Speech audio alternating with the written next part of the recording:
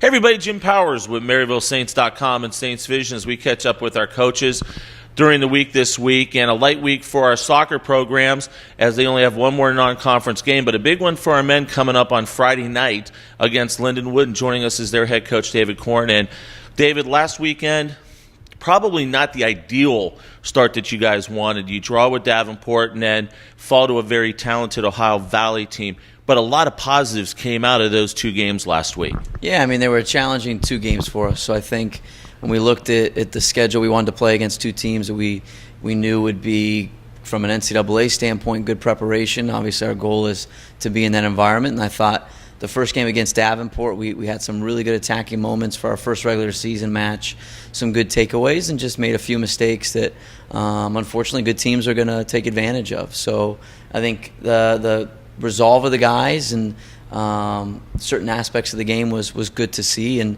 learn a little bit more about our group. Going into Ohio Valley, I thought the first half we played well enough to be tied and maybe even take a lead. And as we went into the second half, kind of made a mistake and got punished for that. And we're chasing the game a little bit at the end, but even down a man the last 40 minutes of the match, we created enough chances to pull ourselves back into it. And like you said, I mean, a very good team, and one that I would expect both those groups to do well in their conferences and ultimately on the NCAA stage. We were just talking to Lori Kolupny about the two different styles that they saw this weekend. Same thing with you guys. Davenport, a big physical team, likes to mix it up a little bit on 50-50 balls. Ohio Valley, more of a speed, more of a technically sound team, and that's going to help us seeing those two different types of styles as we move into the GLVC schedule. Yeah, I mean, obviously every game you want to gain experience. So for us to play, like you mentioned, two different teams in terms of style of play,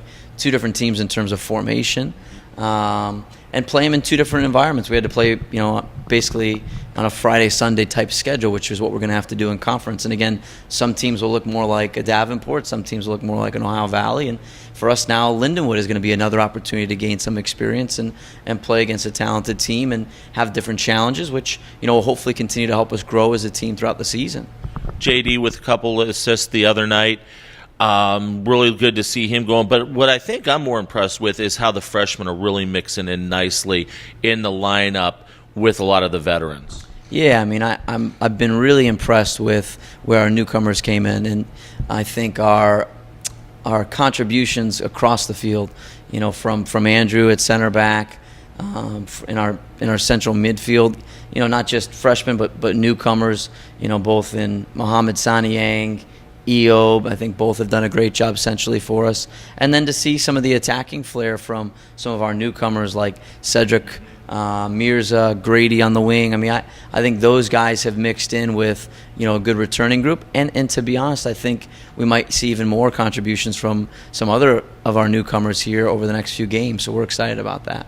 Lindenwood tomorrow night, and Mother Nature is not going to play nice with us on this one. How do you get the guys ready to play with the possibility of a lot of rain and a lot of wind? I know it's going to be a difficult evening for us tomorrow night up at Lindenwood. Yeah, I mean, from getting the guys ready, I hope they're excited because it's the next game. And like you had mentioned, it's just another challenge. We may play in adverse weather throughout the course of the season, and it could be hot this time of year. It could be freezing cold in November and December. So we're going to play in everything in between. So we've got to just understand the conditions of the match, understand maybe what that may change tactically at times, but at the end of the day, what we can control that will make a positive impact on the game. What have you seen on Lindenwood that we're going to have to really concentrate on tomorrow night to get the victory?